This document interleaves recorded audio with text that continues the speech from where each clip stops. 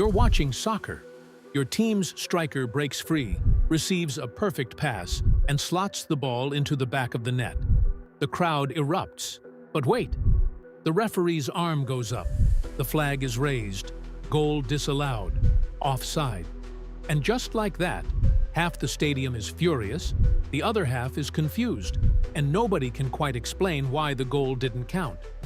Offside is one of the most called rules in soccer. It's also one of the most misunderstood rules in all of sports. Today, we're breaking it all the way down. Before we explain what offside is, let's talk about why it exists at all. Imagine soccer with no offside rule. A striker could just stand right next to the goalkeeper all game, waiting for a long ball to be launched over the top. No positioning, no movement, no strategy. Just park yourself in front of the goal and wait. That's essentially what early soccer looked like before the rule was introduced, and it made for a pretty unwatchable game. The offside rule has been part of soccer since 1863, when the sport was first being formally organized in England. It was designed to do one thing: force attacking players to actually work for their position, rather than camping out near the opponent's goal. The rule has been tweaked and refined many times over the past 160 years. But the core idea has always been the same: make attackers earn their chances. So what exactly is offside? Here's the simple version. A player is offside if, when in the opponent's half, any part of their head, body, or legs is closer to the opponent's goal line than both the ball and the second-to-last defender at the exact moment the ball is played to them. Let's break that down piece by piece. First, it only applies in the opponent's half. You cannot be offside in your own half of the field. Second, it's the second-to-last defender that matters, not the last. Why? Because the goalkeeper is almost always the last defender.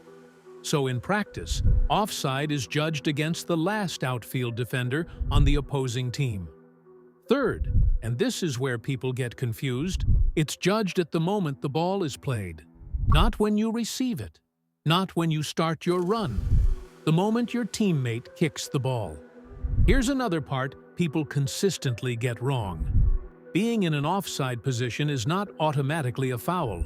A player is only penalized if they become actively involved in the play, by receiving the ball, interfering with an opponent, or making an obvious action that impacts the opponent's ability to play the ball. You can stand in an offside position all day long. As long as you don't get involved in the play, no foul is called. There are also specific situations where offside simply doesn't apply at all.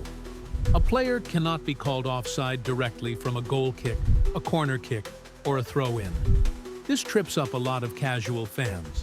If the ball comes from a corner and a player is standing in front of the goalkeeper, that's perfectly legal, no offside.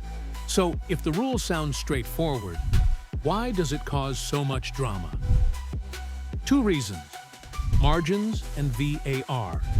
Modern offside decisions can come down to a matter of centimeters. A knee, a shoulder, a toe, a single body part barely ahead of the last defender, and a legitimate goal gets wiped off the board. And then came VAR, the Video Assistant Referee, introduced to make decisions more accurate. In theory, a great idea. In practice, it created a whole new level of controversy. The introduction of VAR has led to even finer margins and split-second decisions being over-scrutinized. Fans now wait 2, 3, sometimes 4 minutes, while officials review freeze-frame images, trying to determine if an armpit was a centimeter offside.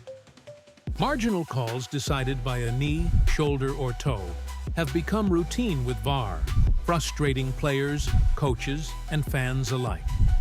Goals that looked perfectly good, celebrations already happening, getting wiped out by a toenail. It stopped feeling like the rule was catching cheating. It started feeling like the rule was punishing geometry. So, what's being done about it? Semi-automated offside technology uses AI-driven cameras to track players' positions in real time, generating 3D models for quicker and more accurate decisions. When a player receives a ball in an offside position, the technology sends an alert to officials in the VAR hub. They verify the call, and the hope is that offside decisions are made more than 30 seconds faster than under the old manual system. It was used at the 2022 World Cup, Euro 2024, and has been rolling out across major leagues. The speed improvement alone has made a noticeable difference to the viewing experience. Less standing around waiting for a decision that could go either way. Offside is one of those rules that sounds simple until you actually try to apply it in real time at full speed. A rule designed to make soccer more attacking and more watchable. Now, sometimes making it more frustrating than ever. Technology is helping. The debate about whether the rule itself needs to change is very much alive heading into the 2026 World Cup. But one thing is certain.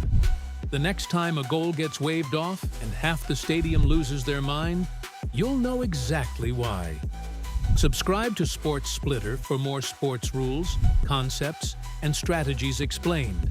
And drop a comment. Is the offside rule broken? Or does it just need better technology?